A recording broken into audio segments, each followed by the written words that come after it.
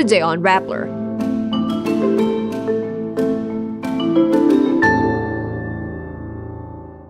High-profile politicians filed their certificates of candidacy with the COMELEC. Another Duterte joins politics. This time, it's Rodrigo Duterte's grandson running for Davao councilor. Ilocos Norte is placed under a state of calamity following the devastation of Typhoon Julian. U.S. Vice Presidential nominees Tim Walz and J.D. Vance face off in a policy-heavy debate. And Chris Martin says Coldplay will be retiring after their 12th studio album. Senate veterans are the most high-profile politicians to file their candidacies with the Commission on Elections Wednesday, October 2. Senator Amy Marcos is accompanied by her two sons and mother, former First Lady Imelda Marcos. Amy earlier withdrew from the administration coalition of her brother, President Ferdinand Marcos Jr. Senator Lito Lapid and former colleagues Tito Soto and Ping Lacson submit their candidacy papers at the same time.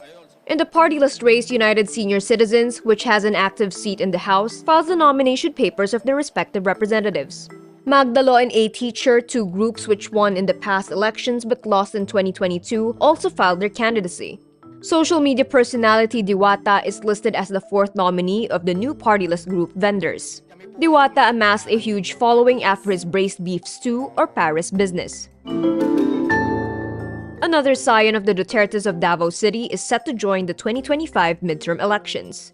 The son of Representative Paolo Duterte, 26-year-old Rodrigo "Rigo" Duterte II, files his certificate of candidacy for city councilor of the 1st District of Davao City.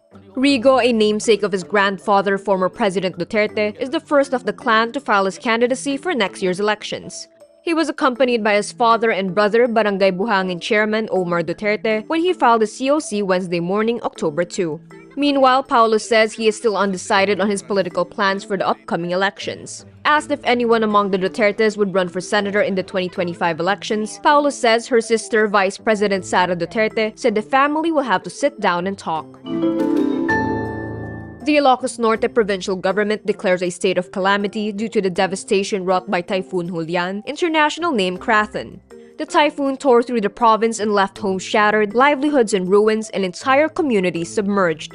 The Provincial Disaster Risk Reduction and Management Office records 384 million pesos in infrastructure damage from Julian's onslaught, with more than 18,000 families affected. Damage to agriculture is estimated at 87 million pesos, affecting more than 8,000 farmers and more than 4,000 hectares of farmland. The Office of Civil Defense Ilocos Region said non-stop torrential rain since Sunday, September 29, turned major roads across Ilocos Norte into virtual rivers. The cities of Lawag and Batac, along with 15 other towns, experienced knee-deep to waist-level flooding.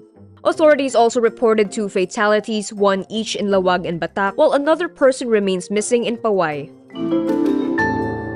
Democrat Tim Walz and Republican J.D. Vance clash in a vice presidential debate Tuesday, October 1. The two rivals attacked their opponents' presidential bets, Democratic Vice President Kamala Harris and Republican former President Donald Trump. Vance questions why Harris had not done more to address inflation, immigration, and the economy while serving in Joe Biden's administration.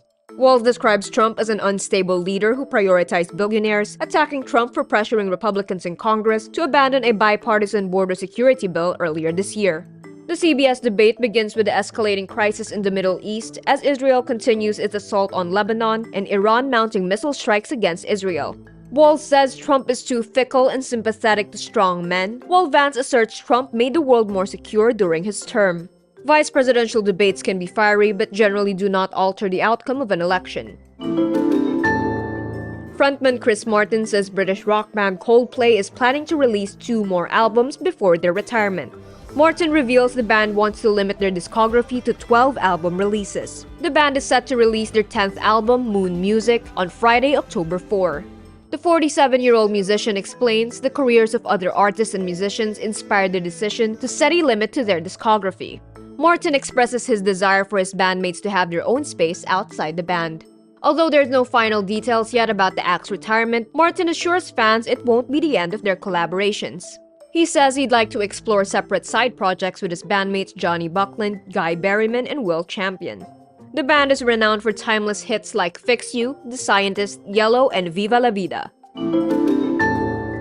And that's today's wrap. I'm Kara Oliver. Thank you for watching. Click the link below for the full story. Follow us on Rappler's YouTube, Facebook, X, Instagram, and TikTok.